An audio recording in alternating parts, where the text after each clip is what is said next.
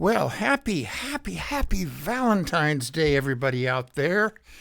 This is the 14th of February. It's a Tuesday, and I'm recording and YouTubeizing this broadcast for broadcast on KPCA LP 103.3 FM. On this Sunday, the 19th. So here's my play-in music. Let's get going.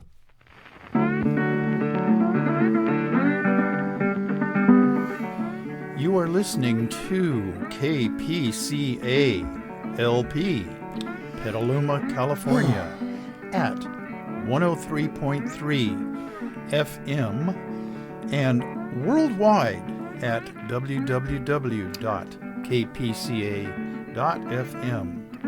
And this is the Midnight Skeptic. The views of the Midnight Skeptic are not, repeat, not necessarily the views of KPCA or any of its affiliates.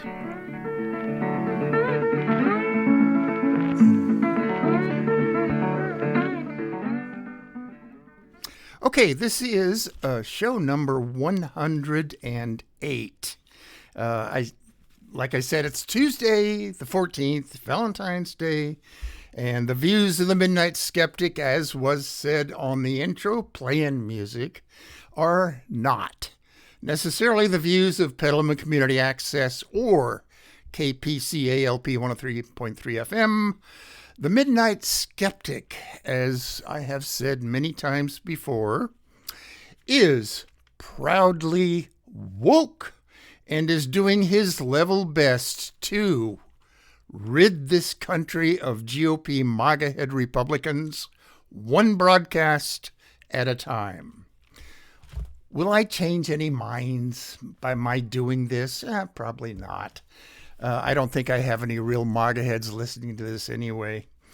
But this is fun. It's fun for me and definitely a stress reliever. This broadcast that I'm doing and I have been doing for, since the station began 6 years ago, and plus petting my cat, I have no stress in my life. I really don't, honestly. Do I look like I have stress? No. But my cat, the broadcast, tutoring students, some writing projects that I'm doing, I have no stress. And I'm not going to say which age I'm pushing, but it's up there. Okay. Shout outs. Go to projectcensored.org and order your signed copy of The State of the Free Press 2023 by Mickey Huff and Andy Lee Roth. You better do this before they forget how to sign their names or their pens run out of ink or something. Read about their news that didn't make the news. Okay. Mickey lives in the Sacramento area and commutes to Diablo Valley College in Pleasant Hill, where he is a professor of history and social science. Andy Roth is a sociology professor at Citrus College, which I had never heard of until I looked him up. It's down in the LA area somewhere near Glendora. Okay. Locally, I'm going to try to run through this because there's a lot to get to this show. Last week's show, I lost track of the time and I was cut off at 58 minutes, which KPCA does because they've got their own announcements and things. And I lost about 4 or 5 minutes worth of my rant, but I'll get to that. Okay, on this show. I'll make it up to you.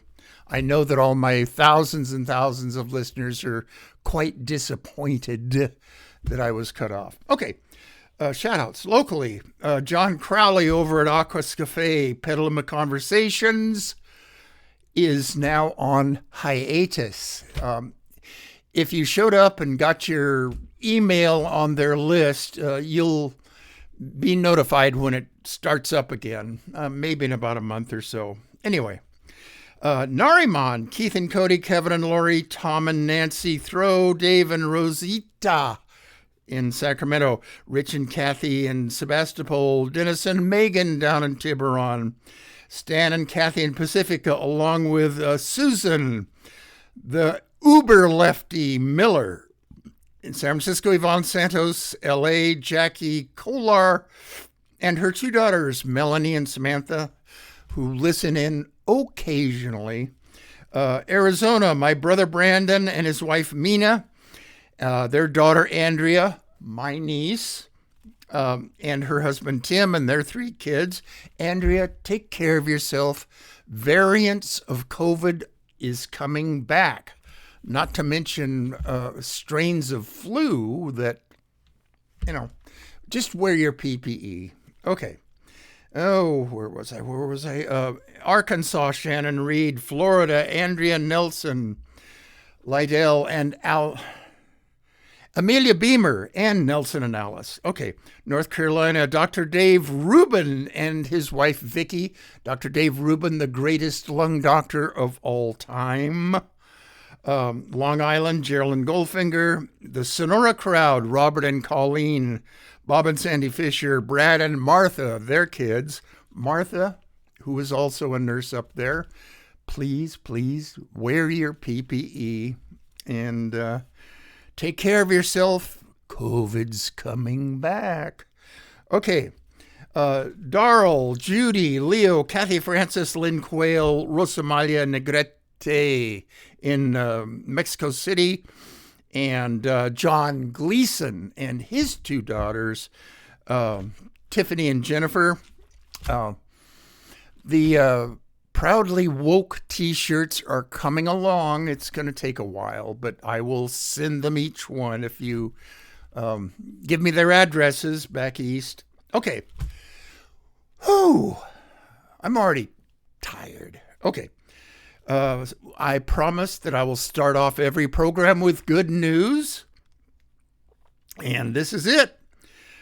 Jennifer Rubin, ex-Republican and columnist for the New York Times, and Stuart Stevens, he's ex-Republican, political consultant for them, both say, and I saw them on my lefty propaganda TV shows, MSNBC, that the House Oversight Committee investigating the weaponization of government, whatever that means, the committee is led by Jim Jordan, a doofus if there ever was one.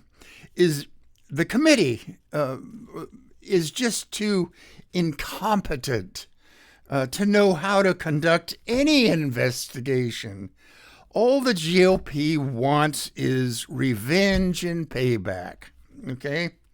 There are some quite intelligent and competent Democrats on that committee to kind of try to keep it focused. Okay, anyway, enough of that. That was kind of good news that they're just too incompetent to come to any real conclusions. Okay, bad news. Okay, this is a bit of a catch-up from last week's show, and I have more on last week's shows a little bit later in the show, but the notes I wrote down here, there were ignorant statements by Republicans that they don't like the idea that 3-year-olds can choose whatever gender they want to be. Well, that's not true, of course.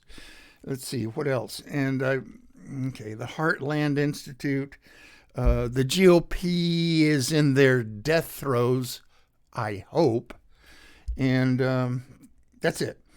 I must finish up some stuff from last week, and my notes here are kind of disjointed, but the makeup part is later. Okay. Horrible news. Oh, the GOP-led Missouri State House on Wednesday, this is Wednesday the 8th, last week, voted, can you believe this? Voted against a bill banning minors from openly carrying firearms on public land without adult supervision. Oh, and this is a quote from one of the, well, it was Tony Lovasco, the guy who introduced the bill. Quote, while it may be intuitive that a 14-year-old has no legitimate purpose for carrying a firearm, it doesn't mean that they're going to harm someone. Oh, and Tony Lovasco, he's a Republican from the St. Louis area. Gun nuts abide. Okay, and this is from Mother Jones. I subscribe to Mother Jones magazine, and Mother Jones is not just the other side of the coin from the National Review. I've heard people say that, and Mother Jones is a fount of investigative journalism. And yes, they have a lefty outlook on things, but they actually do investigative reporting. Okay. And they're a nonprofit. They don't make profits. They depend on donations and subscriptions, of which I'm proud to help them out when I can. Okay. Mother Jones. The grocery king of Southwest Florida, Francis Alfred Oakes, capital O-A-K-E-S, the third. He's from Naples, Florida. He's 53 years old, and he's the owner of a mega food market small chain called Seed to Table, the largest one with a huge event space, a complete MAGA head. He holds MAGA events and goes to school board meetings denouncing mask mandates and claiming that COVID is a sham and a globalist conspiracy to enrich corporate overlords and destroy small businesses and enable a new world order. To his followers, he is a godsend, a fearless, truth-telling patriot standing up against evil. The word patriot, and I went into this last week a little bit, has been co-opted by the right wing, and somehow they've got it. The Democrats and liberals and progressives really need to step up their messaging and somehow reclaim that term patriot or patriotism or patriotic. Right-wingers enjoy, waving the American flag and the "Don't Tread on Me" flag, and also the Trump won flag. Well, they've gotten away with it, really. Okay, new topic. A conversation. Oh, damn. Okay, a continuation of last week's show. I ran out of time at 58 minutes and was cut off. I was right in the middle of going on about the history of the Republican Party, which was a main theme of last week's show, how the current GOP is, in my opinion and my words, swimming in the sewage of DeSantis, Cruz, Boebert, Marjorie Taylor Greene, Matt Gaetz, Louis Gohmert, and yes, even Kevin McSpineless. This collection is what the GOP has descended to. The culmination of a de-evolution of a once honorable political party, one that I'm still registered. I've said this before. I guess out of sheer laziness, I haven't gone down and re-registered as something other than a Republican, but I still am. Okay. Eisenhower, Thomas E. Dewey, Everett Dirksen, John McCain, and yes, even Barry Goldwater would be turning in their graves if they saw what the Republican Party has become in the 2000s.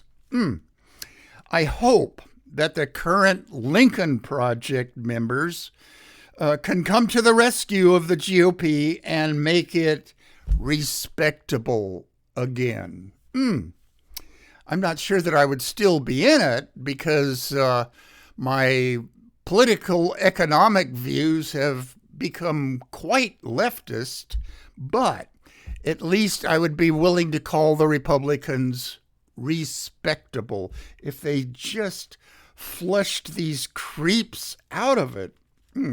By creeps, I'm meaning DeSantis, Cruz, Boebert, Marjorie Taylor Greene, Louis Gohmert, and Matt Gaetz. Okay. James Carville news. On air on MSNBC. Did I mention that I watch my lefty propaganda on MSNBC? Of course I did. Okay, James Carville referred to Marjorie Taylor Greene as white trash, his words. That name calling made me wince a bit. I really don't like that term or any kind of just name calling for name calling's sake. When I call somebody a name, I call them MAGA heads. Okay, but this term that James Carville used, white trash, referring to Marjorie Taylor Greene, I don't like it. I don't like that term being tossed around as it opens up lefties, like me, to being called racist. She deserves to be called racist herself, but anyway, enough of that. I don't want to talk about Marjorie Taylor Greene anymore. Okay, bad news. Former Mississippi State Representative Robert Foster, a Republican MAGA head running for governor of Mississippi, tweeted that he believes transgender people should all be executed by firing squad.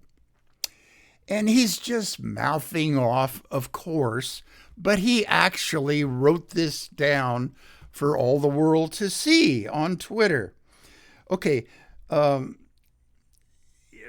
Twitter took down that tweet fairly soon, but the Mississippi Free Press, in an interview with him, Robert Foster, doubles down. And this is a quote to them, the newspaper. Quote, "I said what I said. the law should be changed so that anyone trying to sexually groom children and or advocating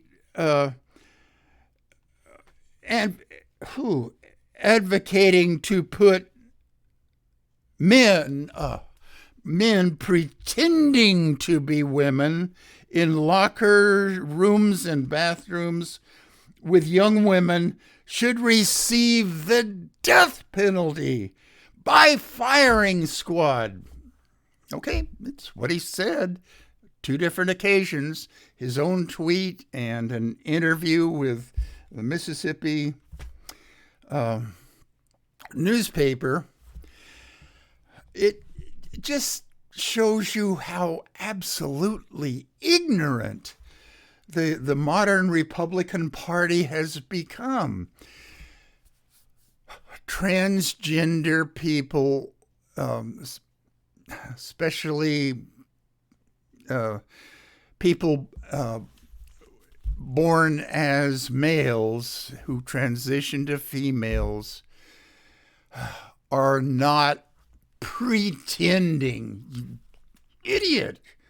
They're not pretending to be women.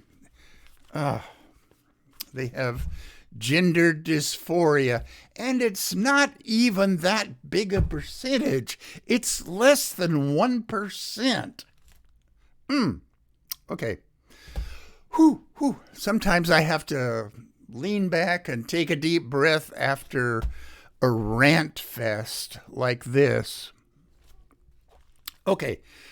Chicago Tribune from the Associated Press, March 3rd of 2021. And this is an article by David Crary, capital C-R-A-R-Y, and Lindsay Whitehurst. Okay, this is lawmakers, meaning GOP lawmakers, can't cite local examples of trans girls in sports. Republican legislators in more than 20 states have introduced bills this year that would ban transgender girls from competing on girls' sports team in public high schools. And some states also ban them from K through 8 school sports. Yet, in almost every case, sponsors of these hateful bills cannot cite a single instance in their own regions or states where such participation has caused problems. For instance, Utah. There are roughly 75,000 kids participating in high school sports. And their high school athletic commissioner keeps track of these things. There were only four, I'm holding up 4 trans girls participating in sports, and only one on a girls' team in the whole state of 75,000 kids. Republicans search for non-issues to legislate against. They're a political party in search of a problem to gin up fear and anger in their base. All right. K through 8 schools. The Midnight Skeptic has to inform you yet again that participation in sports for both sexes, both genders, doesn't make physiological differences up until about roughly age 12 or 13. Boys and girls from kindergarten through, I don't know, what is that? 6th grade, 7th grade. There is virtually no difference in their athletic ability at those ages and grades. But that doesn't stop the hateful Republicans from including a kindergarten trans girl who's born a boy. He's still a he, and he's gonna dominate sports.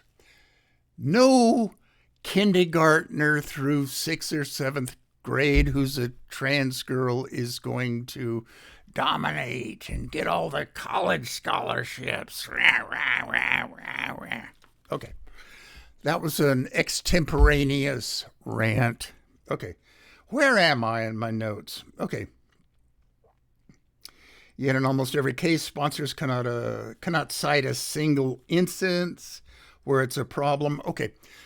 Utah Governor Spencer Cox vetoed an anti-trans bill that would have banned trans girls from high school sports. And this is something he said, rarely has so much fear and anger been directed at so few, specifically one kid in Utah. I don't understand what they're going through, meaning he admits that he's not familiar with kids who are undergoing gender dysphoria. Okay. Or why they feel the way they do, but I want them to live. And the research shows that even a little acceptance and connection can reduce suicidality significantly. Okay, Indiana Governor Eric Holcomb, who's a Republican, also vetoed a similar ban. Said, God, I lost my place, damn it.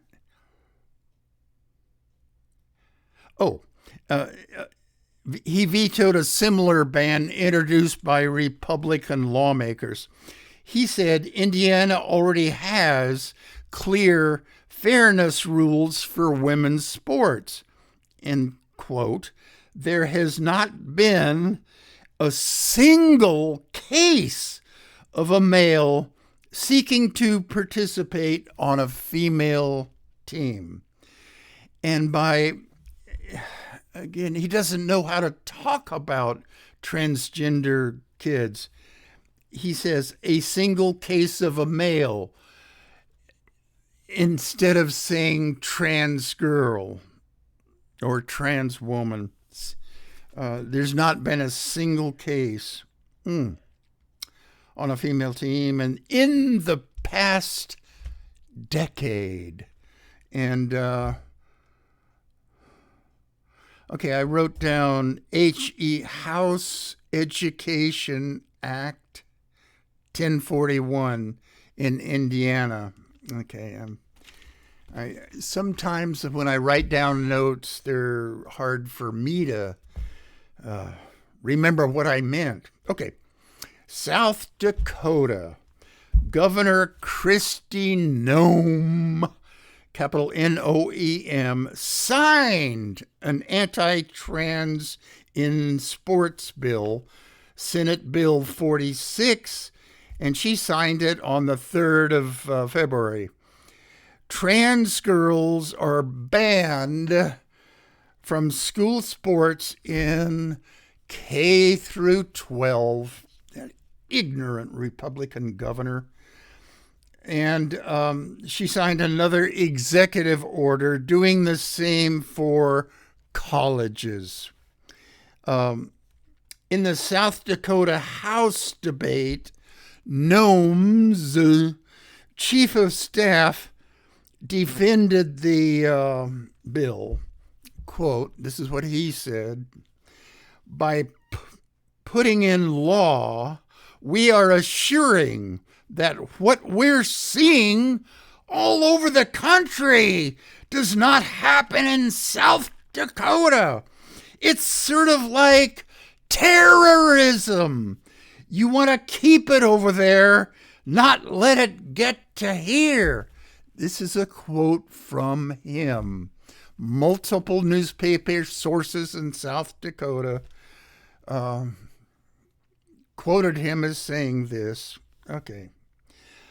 Whew. Okay, new topic. I have said on many shows, past shows, that all religions are misogynistic and detrimental to humankind.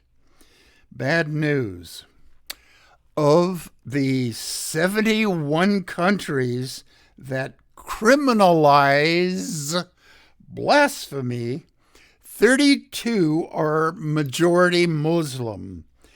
Half of the world's 49 Muslim majority countries have additional laws barring apostasy, meaning people may be punished for leaving Islam. Okay, unless you all think that I'm just Islamophobic out there, I am against all religions, all of them. Hindu, Buddhist, Shinto, animist, Christian, Jewish, Muslim, all of them are misogynistic and bad for the human spirit, whatever that is. Okay. Horrible news from despicable DeSantis land. A Florida school district has removed a children's book on Puerto Rican baseball Hall of Fame player Roberto Clemente. The book, Roberto Clemente, The Pride of the Pittsburgh Pirates, by, who wrote it? Damn it. Jonah Winter. And it's put out by Duval Company, Public Schools. No, it's not put out by them. That's where it was when it was on the school library. Duval County, Florida. Anyway, Jonah Winter, who wrote the book, says there were a couple of pages that he did, he meaning Roberto Clemente, did face racism during his career.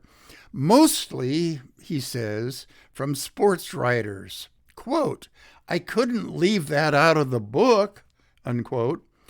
Roberto Clemente died on New Year's Eve in 1972, 50 years ago, on a plane carrying relief supplies to Nicaraguan earthquake victims.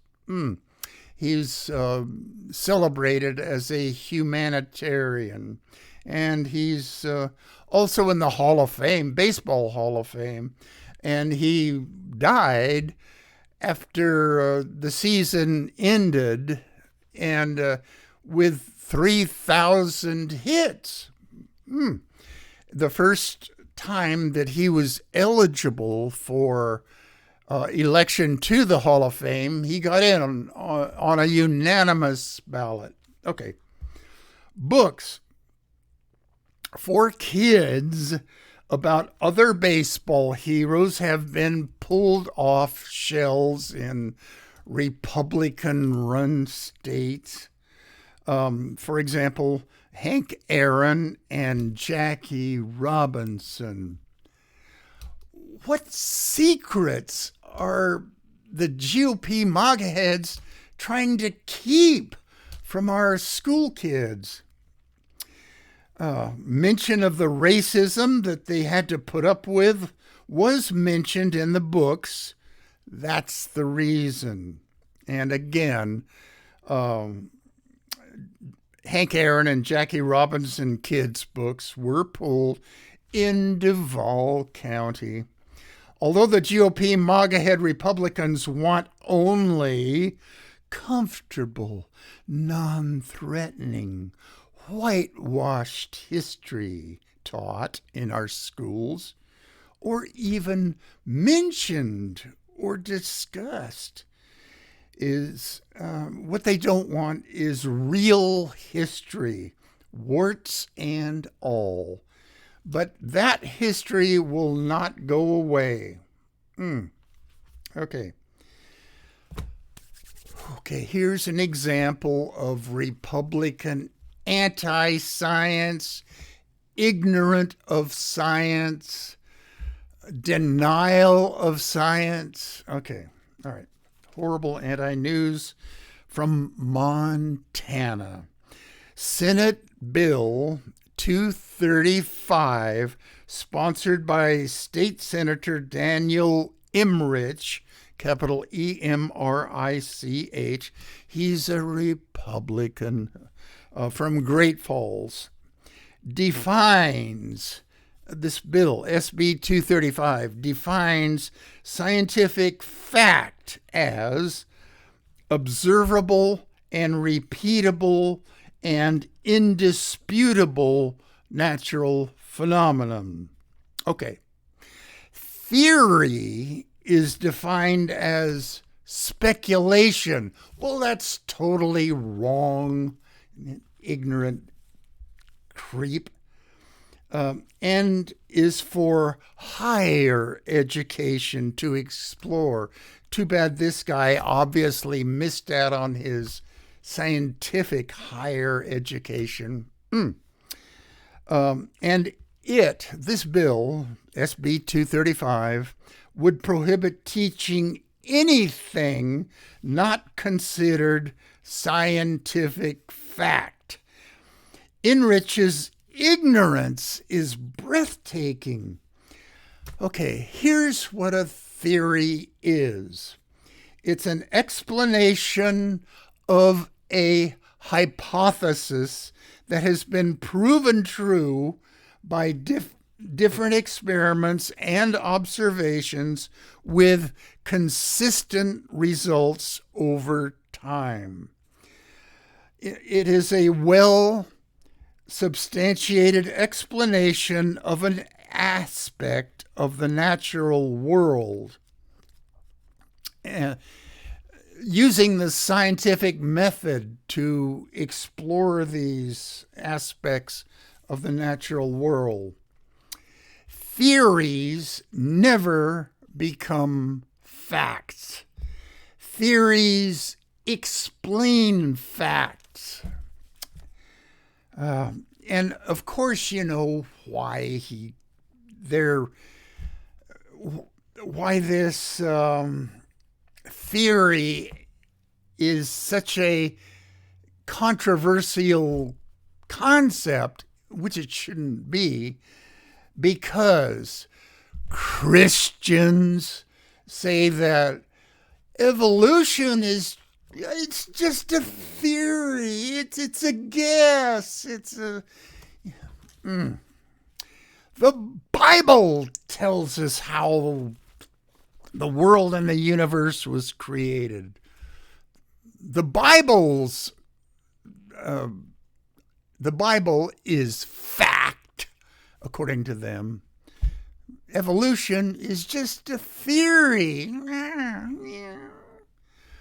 Okay, new topic. Bad and sad news. Karen Berg, oh boy, this is going to be rough to get through. Karen Berg, who's a Democrat representing the Louisville area in Kentucky, said Tuesday, I'm getting a phone call. I have to take this. I'm sorry. Hello? Who is this, please?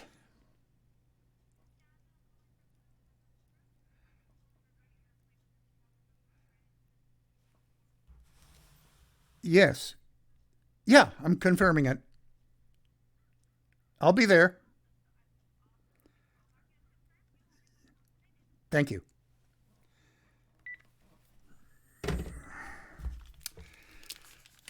Sorry about that. I may have had to have moved the dental appointment. Okay, but I just confirmed the one I already have. Okay.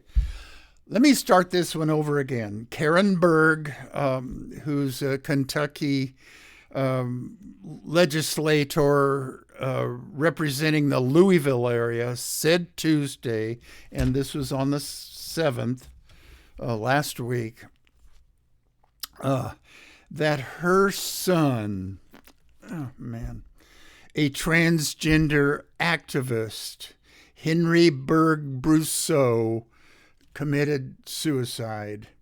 His mom, Karen, said on the Kentucky Senate floor that Henry had, quote, long struggled with mental illness, not because he was trans, but born from his difficulty finding acceptance. He worked for the Human Rights Campaign and had just gotten a big promotion. Another quote from Karen Berg. On a daily basis at his job, Henry would be aware of the hateful and vile anti-trans messaging being circulated around the country and focused at his workplace. This hate building across the country weighed on him. Karen Berg, a Democrat, is a professor and a physician. I feel so sorry for him. It's not easy losing a son of yours to suicide.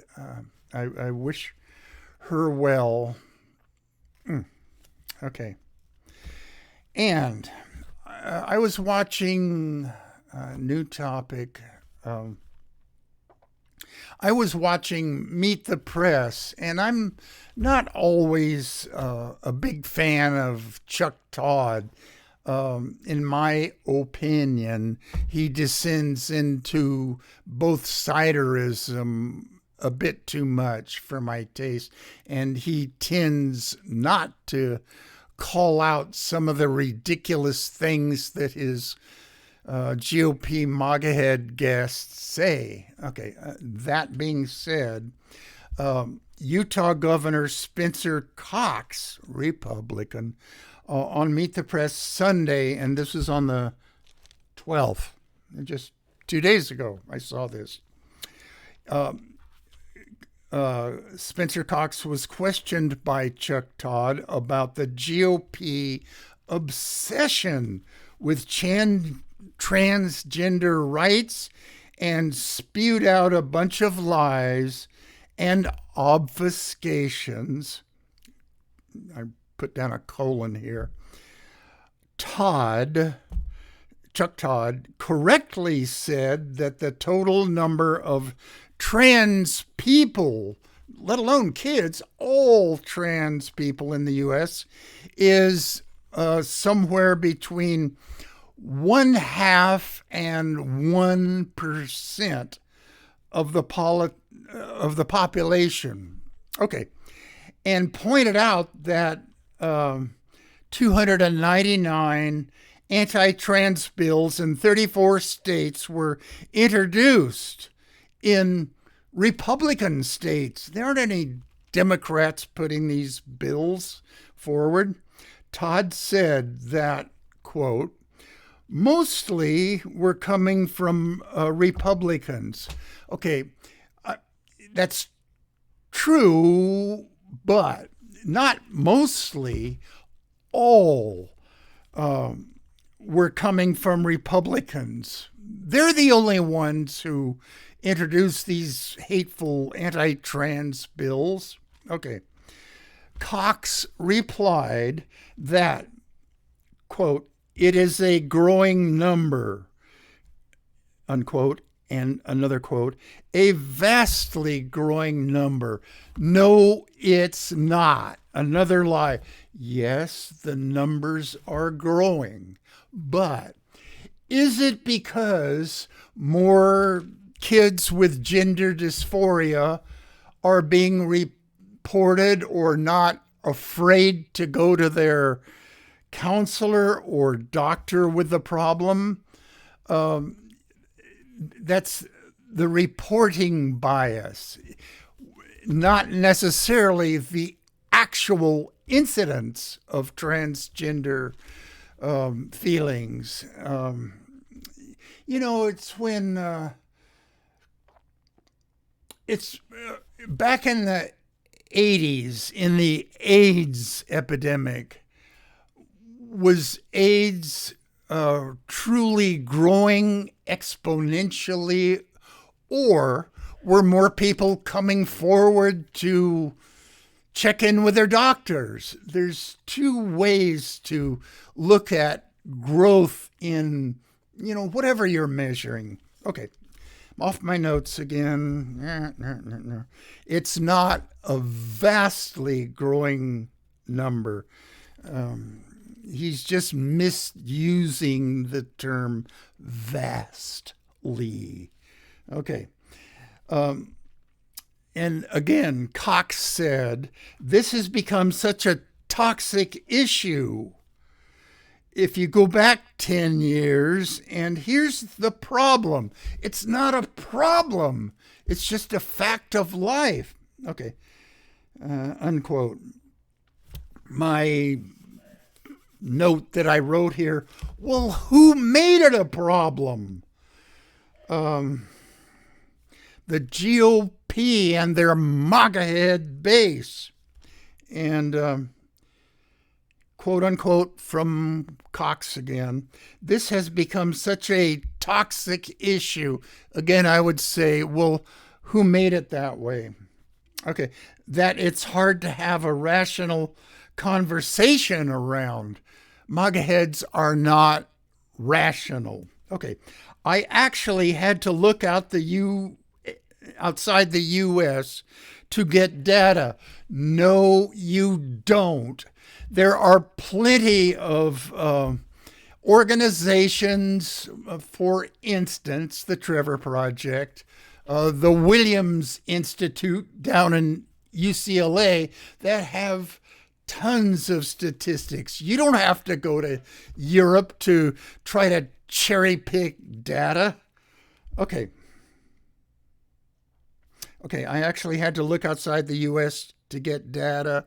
No, you didn't, Spencer Conce. Not only is it false, but it's trying to deflect the conversation away from uncomfortableness that he may be feeling. I hope he's feeling.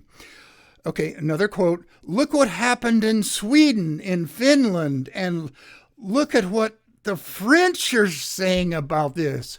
Well, I, the Midnight Skeptic, looked all this up. There are no problems with transgenderism in those countries because it's not a problem. It's a manageable issue for parents whose kids are going through gender dysphoria. Okay, and not having, get back on my notes, Dave. Oh, okay, and Cox says, it's not just about providing them care or not providing them care.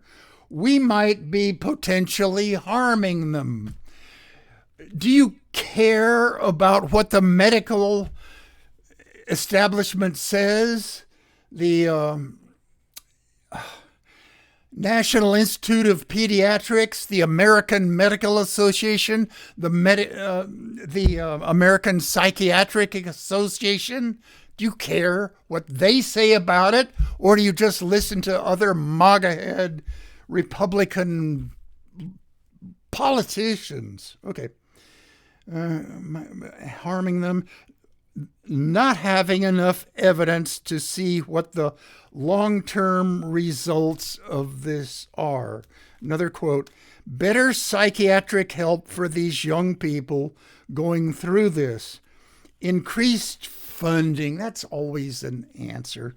Increased funding for the LGBTQ community. He actually said this, funding, to help them through these issues. If they weren't issues made up by the GOP, you wouldn't need more funding. I think that there are people on the left who are promoting these issues who also don't have their best interests at heart. Name somebody, you creep. Okay, Time Magazine's Molly Ball calls Cox, Spencer Cox, governor of Utah, the red state governor who's not afraid to be woke. And this is an article written on the 18th of February. Oh, geez. Okay. He calls himself a moderate Republican, which is a very low bar, by the way. He did veto, and I congratulate him on this, in March of 22, House Bill 11, an anti-trans kids in sports bill. And I said this a little bit earlier here. There's 75,000, roughly, kids in high school participating in sports, 4 of which are trans kids, one of which is competing on girls' teams. Okay, I got to speed up here. Hobby Lobby update in the Super Bowl.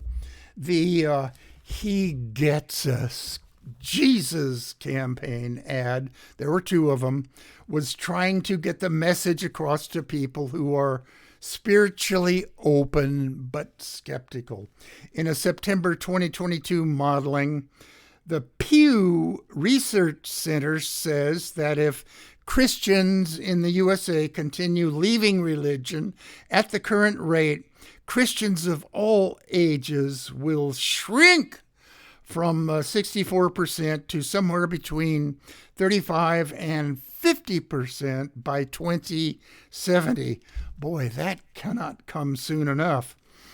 Billionaire owner of Hobby Lobby, who's David Green, donated to this 501c3 nonprofit many millions of dollars to the He Gets Us campaign. Alexandria Ocasio-Cortez tweeted, "Something tells me that Jesus would not spend millions of dollars on Super Bowl ads to make fascism," by that she means Christian nationalist fundamentalism, "look benign." Yay, AOC. And on another Super Bowl note, why do sports journalists even need, in this year of 2023, to mention that 2 black quarterbacks are starting at quarterback?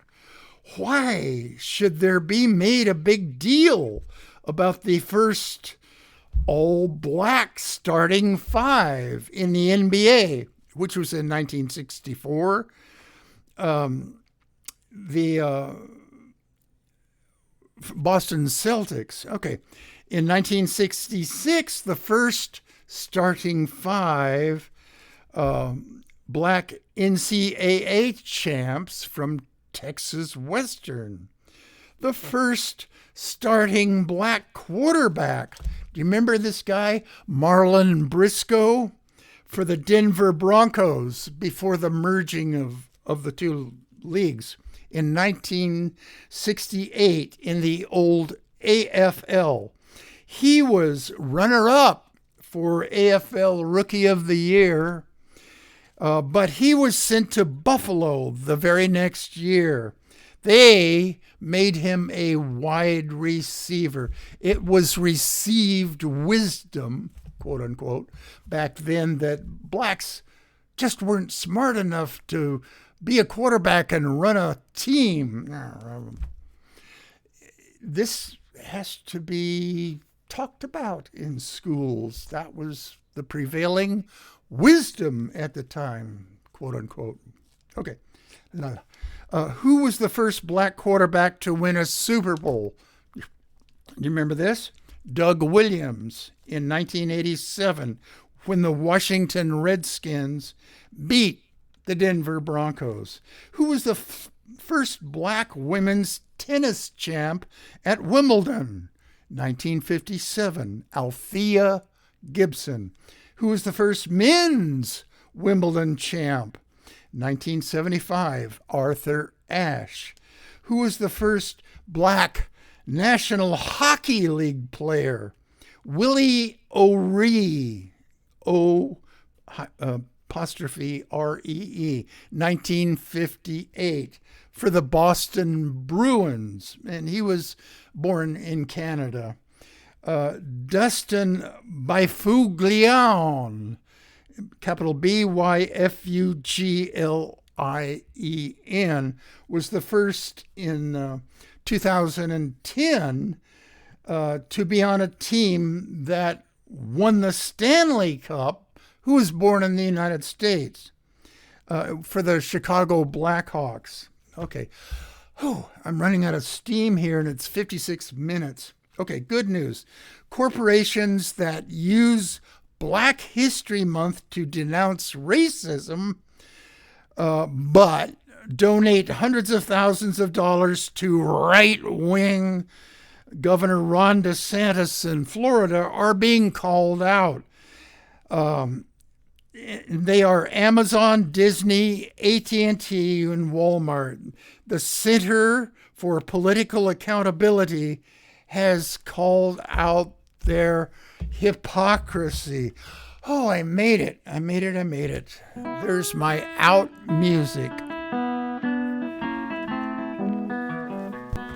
You have been listening to The Midnight Skeptic on KPCA LP, Petaluma, California.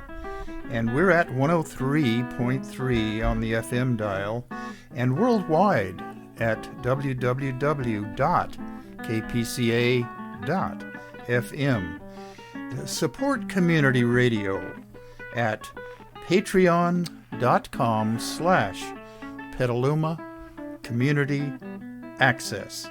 And remember, think critically, think logically, but live joyously, and most importantly, pet your cats.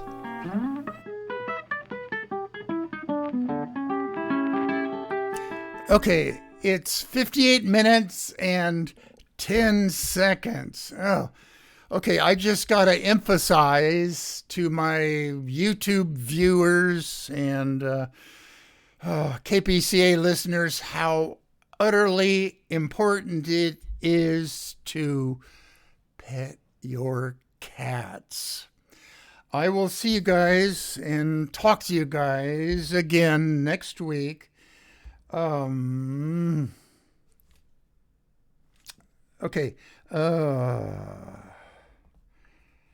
I'll record the next show maybe on the 21st or 22nd. So I'll see you next week.